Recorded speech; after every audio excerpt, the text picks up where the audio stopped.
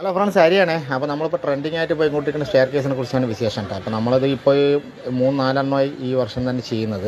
അപ്പോൾ 2ക്ക് 2 ഞാൻ സാധാരണ വെക്കുന്നത്. 2ക്ക് 2.5, 3ക്ക് 2 അങ്ങനെ. ഇപ്പോൾ എല്ലാവരും അവർക്ക് ഇഷ്ടമുള്ള അവർ ഇരിക്കുന്ന ക്ലയൻറ്റ് നമുക്കിങ്ങനെ മതി എന്ന് പറയുമ്പോൾ അതിനനുസരിച്ച് മാറ്റങ്ങൾ വരുന്നുണ്ട്. അതെല്ലാം ടഫ് ആൻഡ് ഗ്ലാസ് ആണ്. അപ്പോൾ നമ്മൾ 2ക്ക് 2.5 പറയുമ്പോൾ ഹൈറ്റാണ് 2.5, വിഡ്ത്ത് വന്നിട്ട് 2 കേട്ടോ. അപ്പോൾ നമ്മളിതിൽ സാധാരണ വന്നിട്ട് ചെയ്യുന്നത് അരക്കര ഒരു ഗ്രൂ അടിച്ചിട്ട് അങ്ങനെ ഇടുകയാണ്. 12 mm ഗ്ലാസ്, ടഫ് ആൻഡ് ഗ്ലാസ്സാണ് നമ്മൾ ചെയ്യുന്നത്. അപ്പോൾ അതങ്ങനെ കറക്റ്റായിട്ട് ഇടും. അപ്പോൾ ഇത് നമ്മൾ ഈ സൈഡ് ഒരു ഗ്രൂ പ്രൊഫൈൽ വരുന്നത് കാരണം അതിന് സ്ട്രോങ്ങിന് കുറവ് വേണ്ടാന്ന് പറഞ്ഞാൽ നമ്മൾ കുറച്ചും കൂടി ആഴത്തിലോട്ട് ഇട്ടിരിക്കുന്നത്. ഇവിടെ 3/4 ഇഞ്ച് ഗ്രൂ ആണ് കൊടുത്തത്. അരയ്ക്ക് 3/4 ഗ്രൂ എടുത്തിട്ട് അതിനെ ഇറക്കുന്ന പോലെ ചെയ്യുക. സിലിക്കോൺ ഇട്ടിട്ട് അങ്ങനെ പ്രസ് ചെയ്യണം കേട്ടോ.